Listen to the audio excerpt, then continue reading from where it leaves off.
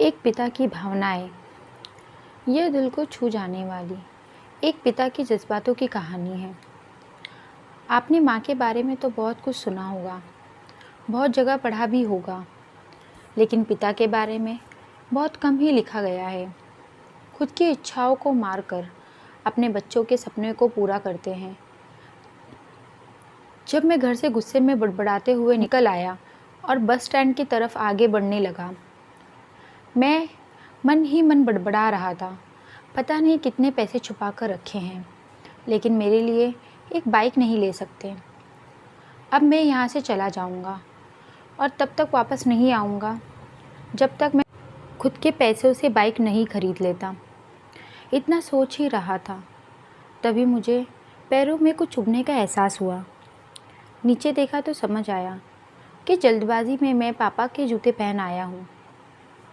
उन जूतों में कील उभरी हुई थी, जो मेरे पैरों में बार बार घाव किए जा रही थी। लेकिन उस समय गुस्सा अधिक था, तो मैं बड़बड़ाते हुए आगे बढ़ गया। अचानक मुझे याद आया कि मैं गलती से पापा का पर्स भी साथ ले आया हूँ। मैंने सोचा, क्यों ना आज पापा का पर्स चेक किया जाए, जिसे उन्होंने आज तक किसी को हाथ तक नहीं लगाने दिया। पता नहीं कौन सा खजाना छुपा है इस पर्स में, जो किसी को हाथ तक नहीं लगाने देते। जब मैंने पापा का वो पुराना पर्स खोल कर देखा, तो उसमें पैसे तो नहीं मिले, लेकिन पैसों की जगह एक डायरी रखी हुई थी।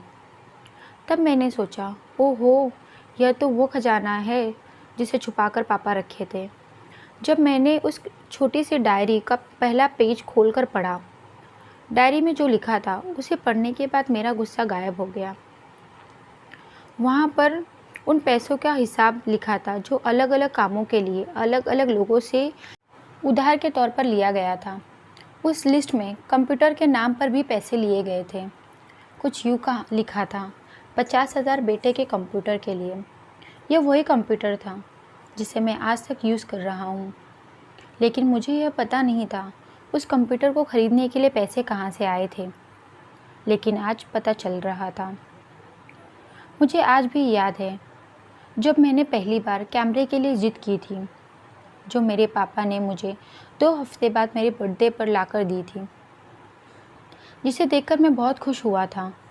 और मुझे खुश देखकर मुझसे कहीं ज़्यादा खुश मेरे पापा हुए थे। अब मेरे चेहरे से गुस्सा पूरी तरह से गायब हो चुका था। जब मैंने आगे का पन्ना पलटा, वहाँ पर कुछ विशेज़ लिखी हुई थी। पहली जो विश लिखी थी वह थी अच्छे जूते पहनना। यह बात मेरे को समझ नहीं आई। तभी मेरा पाँव अचानक सड़क पर बने पानी के गड्ढे में पड़ा और तभी मेरे पाँव में कुछ गीलापन लगने लगा। जब मैंने जूता उतार कर देखा तो उसका तला टूटा हुआ था। यह देखकर मुझे मेरी डायरी में लिखी बात याद आ गई। तभी मुझे माँ की कई बातें भी याद आ रही थी।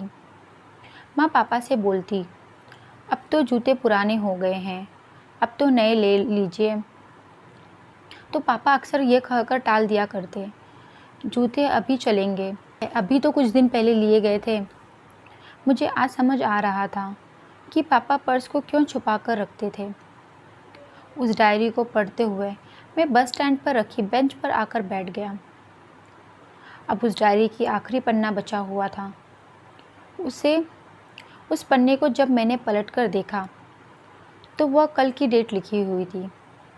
तारीख के नीचे लिखा हुआ था 50,000 रुपये बाइक के लिए। बस इतना पढ़ा और मेरा दिमाग सन्न रह गया। अब मेरे मन में पापा को लेकर कोई शिकायत नहीं थी, बस मेरी आंखों से आंसू चले आ रहे थे। मुझे आज तक नहीं पता तब मैं क्यों रोए जा रहा था। अब मैं जल्दी से घर की तरफ भागा, लेकिन जूतों की वो कील पाँव में अब तक घाव बनाने में कामयाब हो चुकी थी। मैंने जूतों को रास्ते में ही निकाल कर फेंका और भागते लड़खड़ाते हुए घर जा पहुंचा। लेकिन पापा घर पर नहीं थे। मैं समझ गया वो कहाँ गए थे। मैं सीधा पास वाली बाइक एजेंसी की तरफ भागा। पता नहीं आज कहाँ से इतनी ताकत आ गई थी कि मैं इतना भागते हुए थक नहीं रहा था। और वहाँ भी बिना जूते, नंगे पैर। जैसे तैसे मैं एजेंसी पहुँचा। पापा वहीं थे।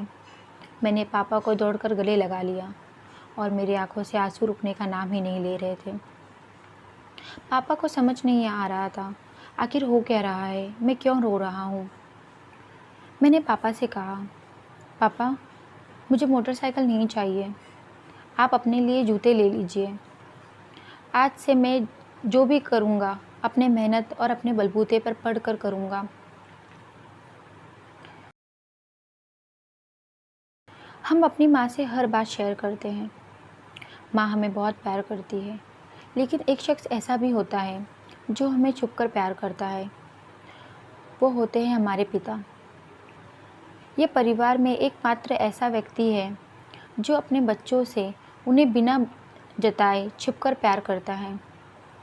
खुद की इच्छाओं को मारकर उनकी इच्छाओं को पूरी करता है और उनकी खुशी में खुश हो जाता है। मुझे नहीं पता कि आप अपने पेरेंट्स की इज्जत करते हैं या नहीं, लेकिन अगर आपके पास पेरेंट्स है तो आप बहुत खुश नसीब हो, क्योंकि इस दुनिया में बहुत लोगों को पेरेंट्स का प्यार नसीब नहीं होता। अंत में बस यही कहना चाहूँगी कि माँ बाप की भावना का सम्मान करें। धन्यवाद। Thank you for watching. अगर आपको हमारी कहानी अच्छी लगी हो तो हमारे चैनल को सब्सक्राइब करें, वीडियो को लाइक करें और ज़्यादा से ज़्यादा शेयर करें। Thank you so much.